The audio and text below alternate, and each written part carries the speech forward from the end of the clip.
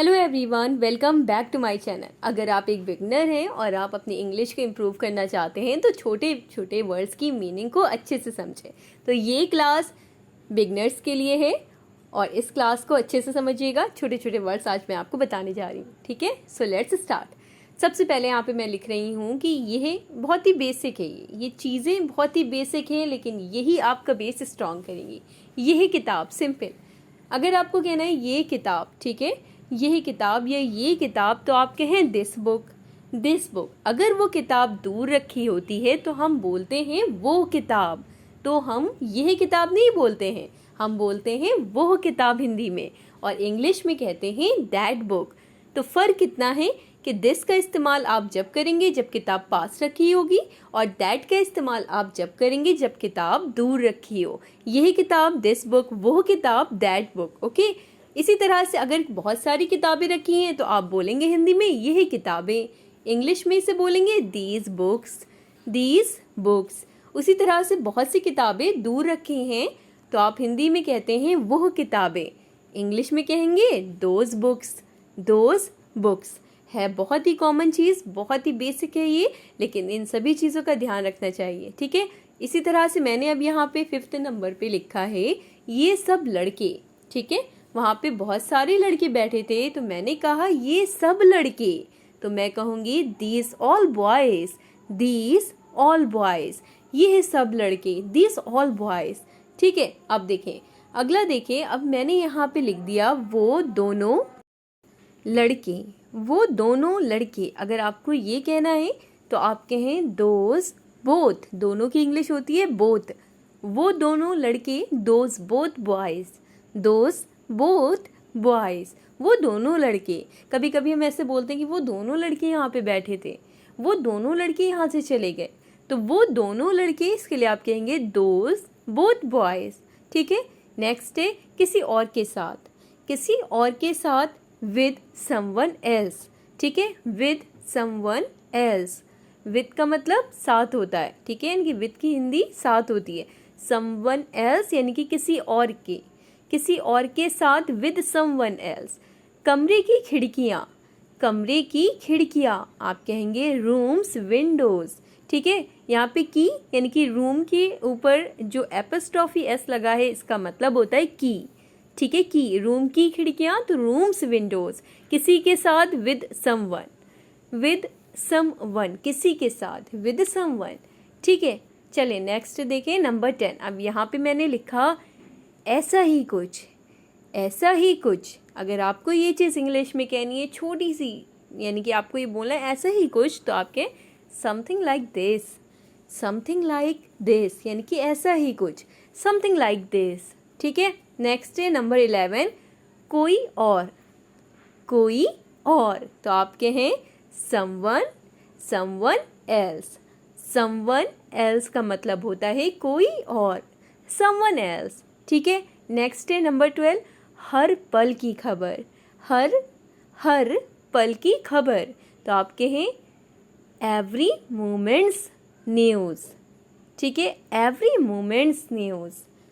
Next है number 13। अब यहाँ पे मैंने लिखा किसी का दोस्त, किसी का दोस्त। इसको आप इंग्लिश में कैसे बोलेंगे? किसी का दोस्त आप बोले someone's फ्रेंड, someone's फ्रेंड, किसी का दोस्त, someone's फ्रेंड, ठीक है।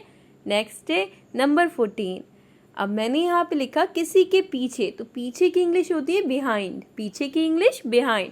किसी के पीछे तो आप कहें behind someone, behind someone, behind someone, किसी के पीछे, बिहाइंड समवन, ठीक है। अब देखिए नेक्स्ट है नंबर 15। अब यहाँ पे मैंने लिखा तुम्हारा, तुम्हारा बर्ताव, तुम्हारा बर्ताव, यानी कि योर बिहेवियर। बहुत जगह पे हम ऐसे बोलते हैं कि तुम्हारा बर्ताव डिपेंड करता है कि वो क्या है, ठीक है। तुम्हारा बर्ताव कैसा है ये बहुत महत्वपूर्ण होता है, ऐसे ऐसे बोलते हैं, ठीक है। तो तुम्हारा बर्ताव यानी कि योर बिहेवियर, उसका बर्ताव यानी कि हिज बिहेवियर या हर बिहेवियर, ठीक है। बिल्कुल तुम्हारे जैसा, बिल्कुल तुम्हारे जैसा, just like you, just like you, बिल्कुल तुम्हारे जैसा। तुम्हारे बारे में, तुम्हारे बारे में, यहाँ पे से नहीं होगा बल्कि में होगा, ठीक है। तो टाइपिंग मिस्टेक है, ध्यान रखिएगा। जो मैं बोल रही हूँ उससे सुनिए। तुम्हारे बारे में, अबाउट यू, अबाउट यू, बारे में यानी कि अबाउट, तुम्हारे यू, अबाउट यू, तुम्हारे बारे में। जैसे आपसे मैंने कहा था कि तुम्हारे पीछे यानी कि किसी के पीछे, तो पीछे की इंग्लिश बिहाइंड होता है। उसी तरह से यहाँ पे मैं लिख रही हूँ दीवार के पीछे यानी कि बिहाइंड द वॉल। वॉल का मतलब होता है दीवार, ठीक है। दीवार के पीछे, behind the wall, behind the wall. नदी के किनारे, अब देखिए किनारे की, यहाँ पे किनारे के लिए आया है बैंक। बैंक का मतलब होता है किनारे। ये वो वाला बैंक नहीं है जिसमें पैसे सबमिट करते हैं, पैसे निकालते हैं। At the bank of river यानी कि नदी के किनारे।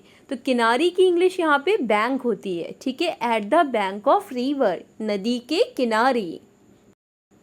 अब यहाँ पे मैंने लिखा नदी के उस पार, तो आप कहेंगे across the river, across the river यानी कि नदी के उस पार। उसी तरह से आप कह लें सड़क के उस पार, तो सड़क के उस पार के लिए आप अक्रॉस द रोड बोल दें, ठीक है। सड़क यानी कि रोड, नदी यानी कि रिवर, उस पार के लिए आपने अक्रॉस वर्ड का इस्तेमाल किया। अक्रॉस द रिवर, नदी के उस पार, सड़क के उस पार, अक्रॉस द रोड। उसी तरह से पेड़ के पीछे, तो पीछे की इंग्लिश बिहाइंड। अब यहाँ पे पेड़ है तो आप कहते हैं behind the tree, behind the tree, behind the tree, ठीक है, बिहाइंड द ट्री। अब देखें यहाँ पे 23 नंबर पे मैंने लिखा है कुछ लोगों के बारे में, कुछ लोगों के बारे में। तो बारे में, इसके लिए आप अबाउट वर्ड का यूज़ करें। कुछ लोगों के लिए यानी कि few people, few people, about few people, about few people, ठीक है, कुछ लोगों के बारे में। नेक्स्ट है नंबर 24, मेरे सामने, सामने यानी कि in front, in front, in front of me यानी कि मेरे सामने, इन फ्रंट ऑफ मी, मेरे सामने, कुछ लोगों के बारे में, अबाउट फ्यू पीपल।